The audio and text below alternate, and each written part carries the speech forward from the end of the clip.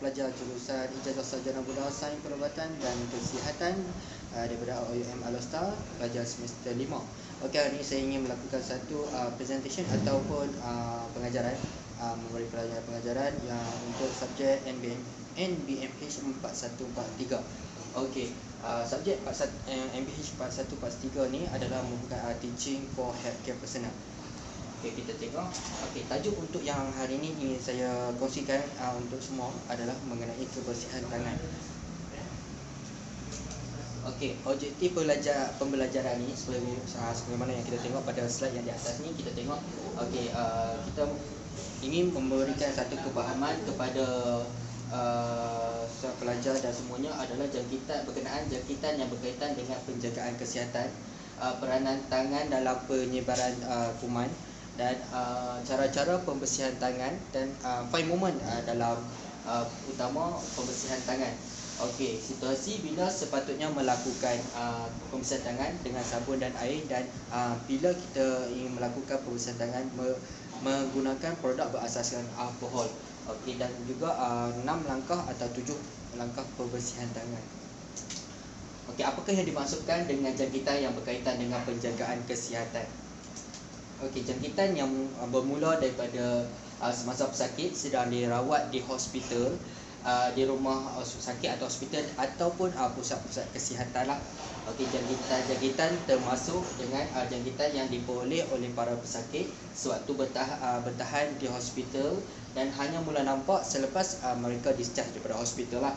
Okey, jangkitan yang diperolehi oleh kaki tangan atau staf sewaktu bekerja di hospital dan di premis kesihatan. Okey, contoh-contoh jangkitan yang berkaitan dengan penjagaan kesihatan. Okey, seperti kita tengok gambar di atas. Okey, jangkitan kuman dalam darah berkaitan dengan penggunaan alat pembuluh darah, iaitu granula lah. Apabila kita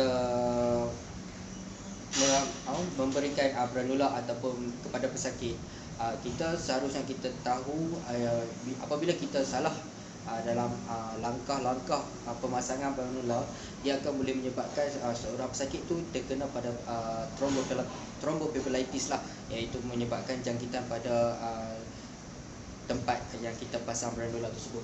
Okey, yang kedua adalah jangkitan kuman air kencing berkaitan dengan penggunaan alat saluran air kencing seperti CPD lah. Okey, yang ketiga jangkitan kuman paru-paru berkaitan dengan penggunaan alat pembantu perubatan, alat pembantu pernafasan.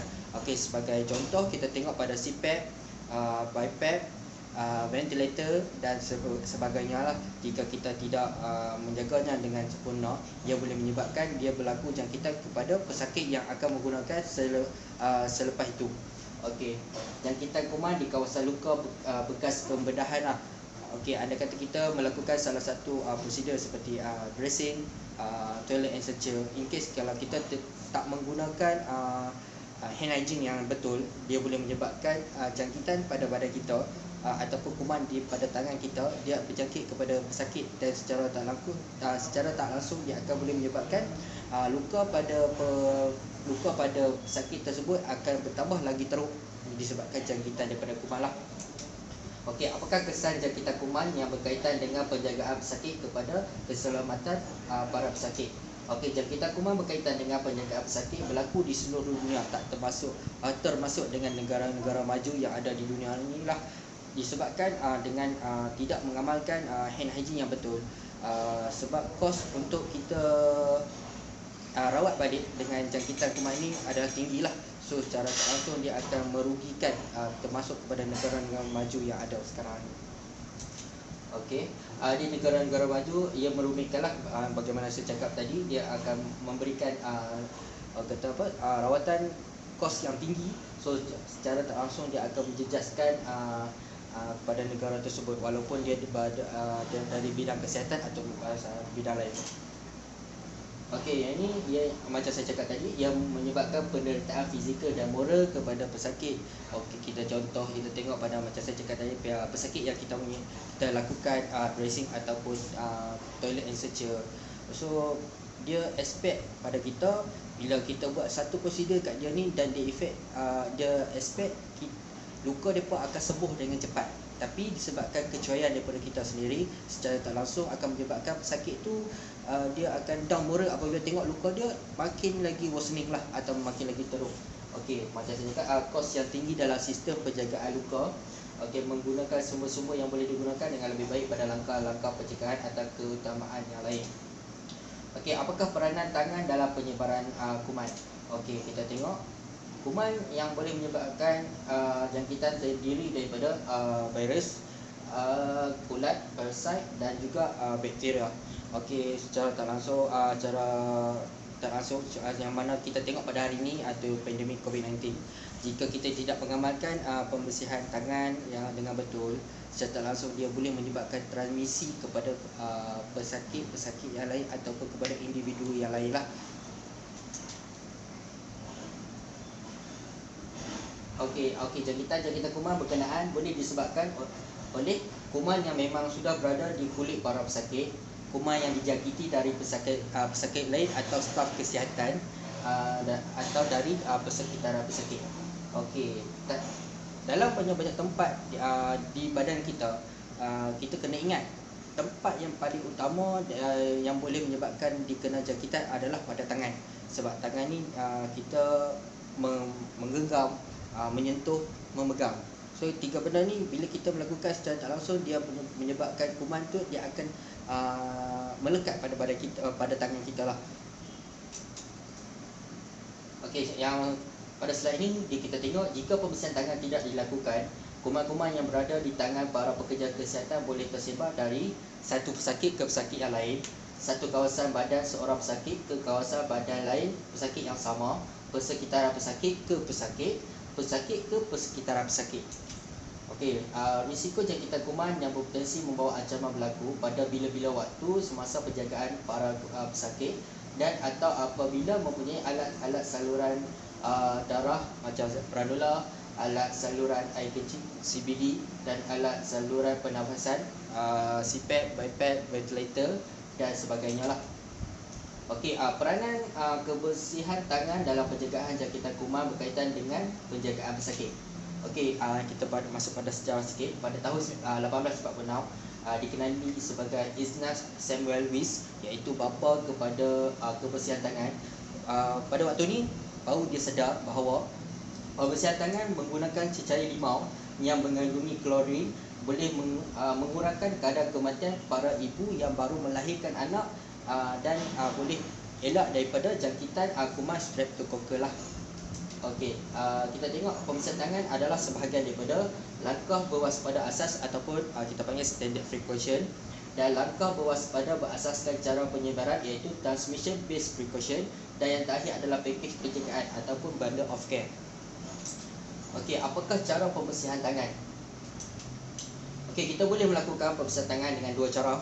Yang pertama adalah melalui air dan sabun, dan yang kedua adalah pembersihan tangan menggunakan produk berasaskan alkohol, contoh sebagai hand sanitizer ataupun hand rub lah.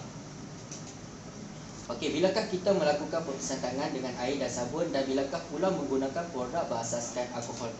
Okey, pembersihan tangan boleh dilakukan sama ada menggunakan air dan sabun atau menggunakan produk pembersihan tangan berasaskan alkohol dalam apa jua situasi, kecuali pada situasi tertentu yang akan dinyatakan selanjutnya lah. Okey, kita tengok pembersihan tangan dengan air. Dia ada sebanyak 3, iaitu apabila tangan kita kotor, apabila terdedah pada kuman-kuman yang mengeluarkan spora, contohnya seperti Clostridium difficile yang boleh menyebabkan ciri-ciri, atau setelah penjaga pesakit yang mempunyai masalah ciri-ciri seperti kuman norovirus, ataupun untuk kanak-kanak kita kuman seperti rotavirus. Okey, dan yang paling penting adalah selepas penggunaan tandas lah. Kalau apabila kita 3 benda ini, kita kena gunakan air dan sabun, dan kita tidak okey. Untuk tempoh pembersihan tangan dengan menggunakan produk berasaskan alkohol, recommendation daripada KKM, kita harus menggunakan hand rub selama 20 hingga 30 saat lah. Dan bagaimana dengan pembersihan tangan dengan air dan sabun, iaitu selama 40 ke 60 saat. Okey, langkah-langkah pembersihan tangan. Kita ada 7 langkah pembersihan tangan, seperti yang tertera di skrin ni, yang paling utama kali sebelum kita melakukan hand washing ataupun pembersihan tangan, kita perlu persediaan. Iaitu persediaan, kita kena tanggalkan semua barangan kemas, jam, lain-lain, dan jam, gelang dan lain-lain lah. Kita tak mahu ada jam seperti ini di tangan kita sebelum kita melakukan hand washing. Kita kena basahkan tangan dengan air, mengambilkan sabun atau cecair antiseptik secukupnya. Okey, langkah 1 dan 2, kita kena lekapkan kedua tapak tangan dan gosok.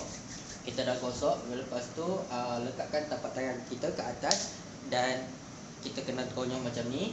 Dan ulangi langkah ini di tangan kiri lah, di tangan sebelah lagi. Okey, langkah ketiga, lengkapkan kedua tapak tangan dengan jari bersilang dan gosok. Seperti inilah yang kita tunjuk. Okey, langkah 4, genggam tangan kiri manakala tangan kanan menggosok di atas bahagian tiris secara menurun. So kita macam ni, menurun. Dan kita tidak boleh untuk ulang sekali lagi. So kita kena bermula pada awal macam tu. Okey, kita kena buat pada kedua belah tangan lah. Okey, langkah kelima dan keenam, gosok sekeliling ibu jari kiri dalam genggaman tapak tangan kanan dan ulangi langkah ini di tangan sebelah. Kita contoh sebagai macam ni. Kita buat macam ni. Dan kita genggam pada ibu jari ini dan kita akan pusing secara putaran dan kita keluar. Dan kita ulang selama 8 saat dan juga di tangan yang sebelah lagi lah. Okey, dan langkah yang keenam iaitu kuncupkan jari kita seperti ini di tapak tangan kita dan kita melakukan secara putaran dan di dua belah tangan.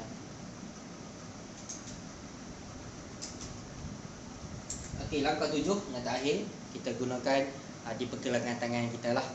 Yang ni dan yang ni lah. Okey, sebagaimana di dalam gambar ini kita tengok langkah 1, langkah 2, langkah 3, langkah keempat, langkah kelima, keenam dan ketujuh. Ini adalah salah satu orang kata standard yang digunakan dalam KKM lah. Sebab mengapa perlu 7 langkah pembersihan tangan?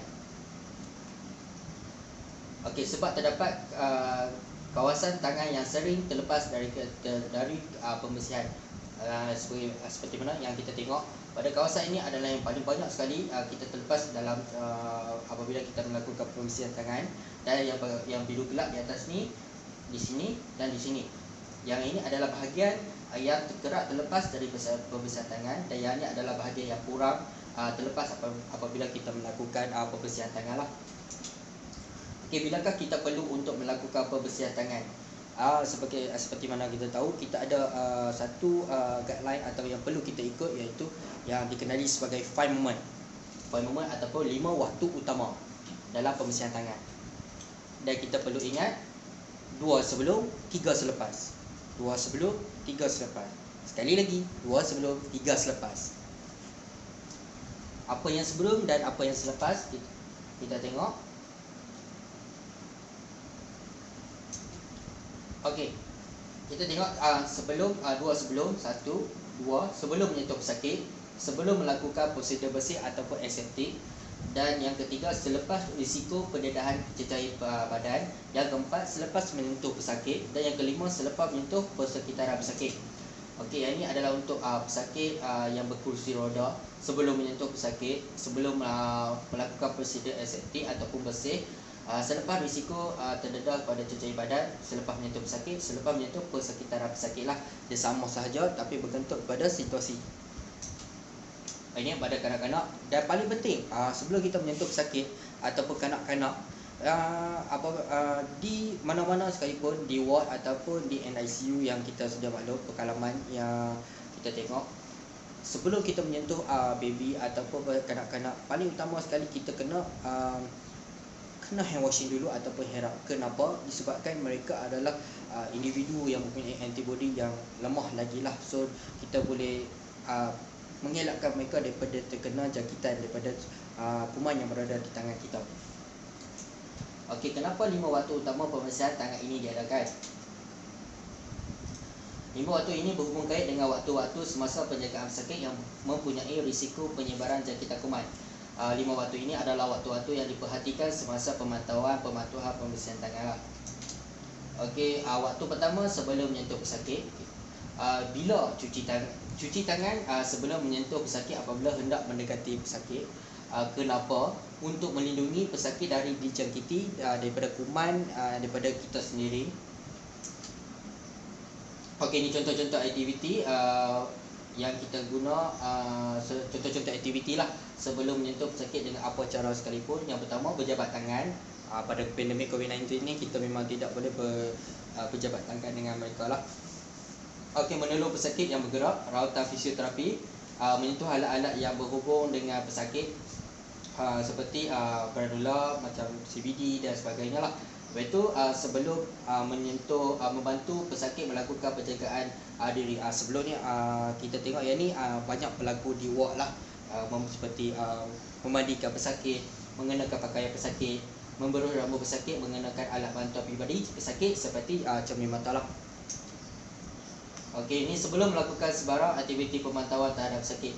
Contoh mengambil vital sign pada pesakit, kita mengenakan elektrod pemeriksaan jantung ke atas pesakit.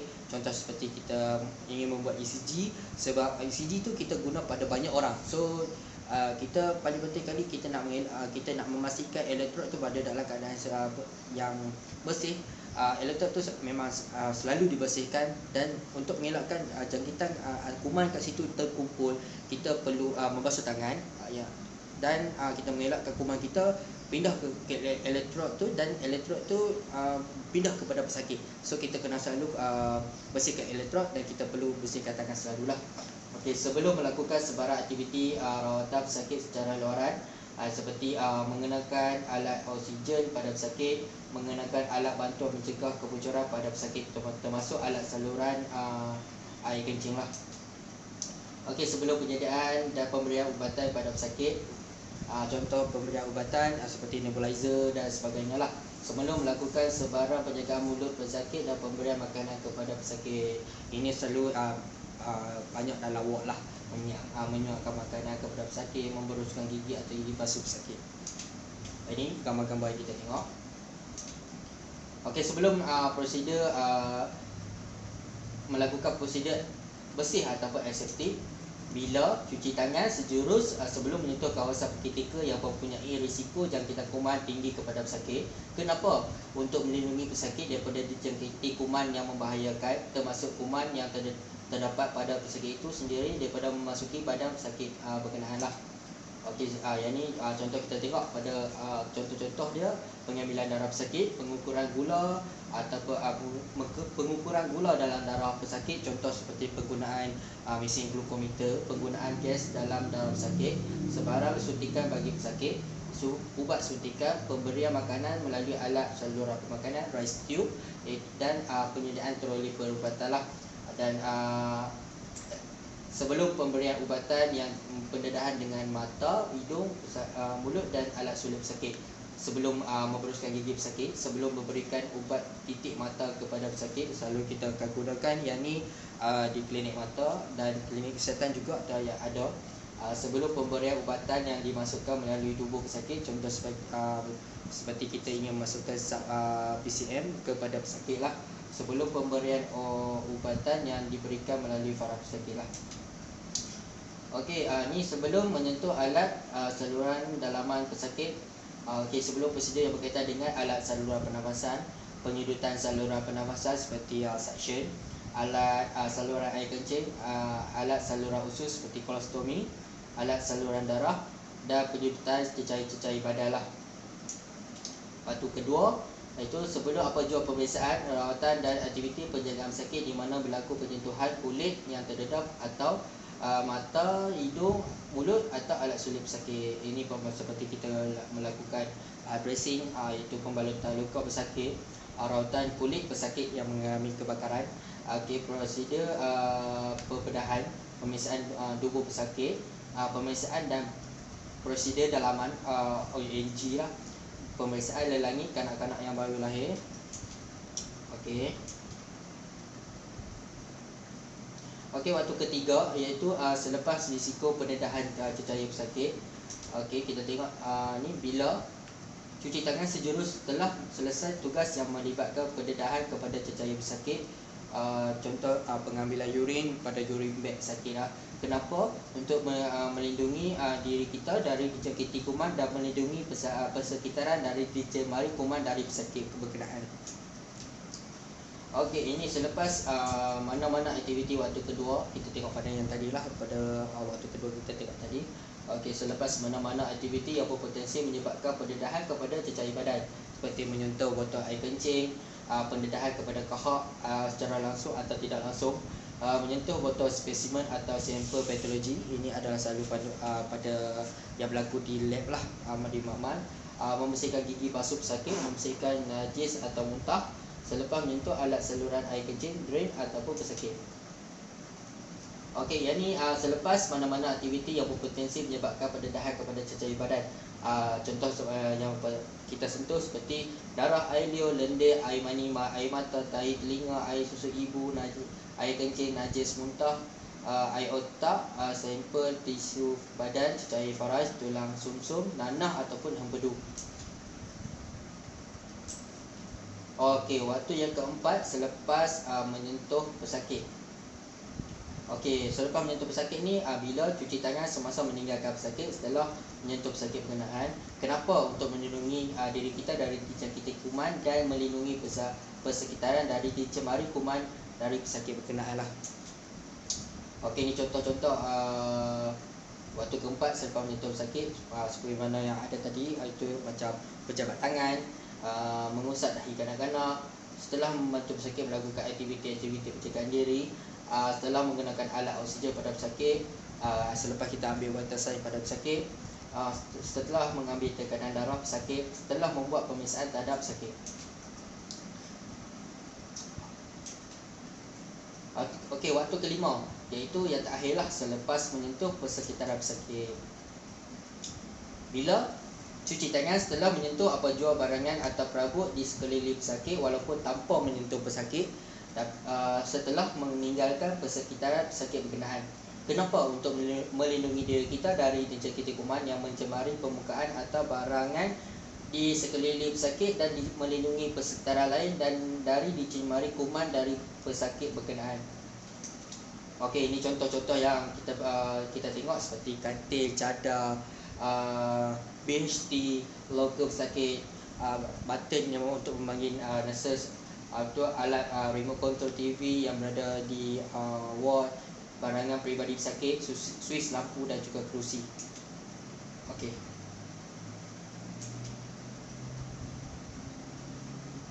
Okey, aspek lain dalam pembersihan tangan.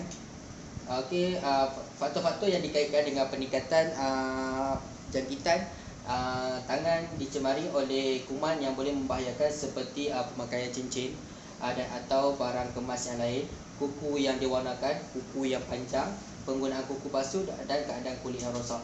Okey, saranan yang kita boleh berikan dari sini, contoh bagi jururawat ataupun penolong pegawai perubatan wanita, mereka memakai uniform yang berlengan panjang. So untuk apabila kita melakukan prosedur, so seharusnya kita perlu untuk lipatkan tangan kita ke parang siku untuk mengelakkan jangkitan tu datang melekat pada lengan tangan tersebut lah. Okey, dan pastikan kuku sentiasa pendek. Jangan menggunakan kuku basuh atau penyambung kuku. Okey, kita kena tengok periksa tangan untuk kulit yang pecah atau luka. Tutup luka tersebut dengan plaster kalit air semasa kita melakukan tugas. Sarung tangan yang boleh digunakan apabila terdedah kepada pesakit. Okey, gosok tangan sehingga produk pembersihan tangan berasaskan alkohol kering. Keringkan tangan setelah menyuci tangan dengan air dan sabun. Gunakan pelembab kulit dengan kerap. Okey, sarung tangan dan pembersihan tangan. Okey, ini penggunaan sarung tangan tidak menggantikan keperluan pembersihan tangan. So macam mana sekalipun kita kena ingat pembersihan tangan adalah yang paling utama sebelum kita melakukan sebarang prosedur lah. Contoh apabila kita ingin memakai glove sekalipun, walaupun kita menyentuh pesakit menggunakan glove, kita perlu ingat bahawa penyebaran kuman dia akan berlaku pada tangan. So apabila kita pakai glove sekalipun, kuman tetap akan ada pada tangan kita jika kita tidak melakukan pembersihan tangan lah.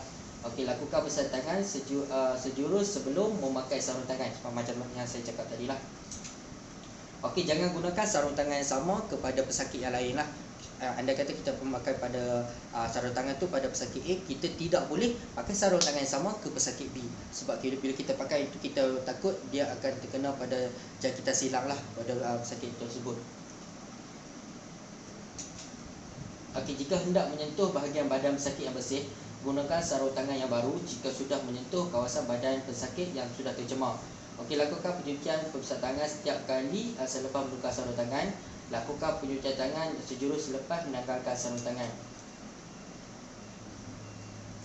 Okey, kesimpulan, kita kena ingat bahawa waktu-waktu utama pembersihan tangan 2 sebelum, 3 selepas, yang sebagaimana yang saya terangkan panjang lebar sebentar tadi. Okey, apabila melakukan pembersihan tangan dengan sabun dan air, dan bila dengan menggunakan produk berasaskan alkohol. Okey, saya remind sekali lagi, untuk penggunaan hand washing, kita kena ingat kita perlu melakukan hand washing selama 40 ke 60 saat, iaitu selama 8 saat untuk satu step. Dan produk berasaskan alkohol selama 20 hingga 30 saat. Kenapa lagi pendek? Sebab kita melakukan herap, dan kita untuk elakkan daripada herap itu kering. Okey, yang keempat, kita kena ketahui dan perlu kita amalkan langkah-langkah pembersihan tangan. Okey, ini adalah rujukan-rujukan yang saya gunakan untuk dalam penghasilan video ini. Okey, iaitu penggunaan daripada WHO Guideline on Hand Hygiene in Healthcare, WHO 2009, Hand Hygiene Technical Referral Manual to be used by healthcare workers, trainers and observer of hand hygiene practice, WHO 2009, dan saya gunakan laman sesawang www.who.int/dpsc/5mac/en. Okey, sekian, terima kasih. Ini video saya. Assalamualaikum.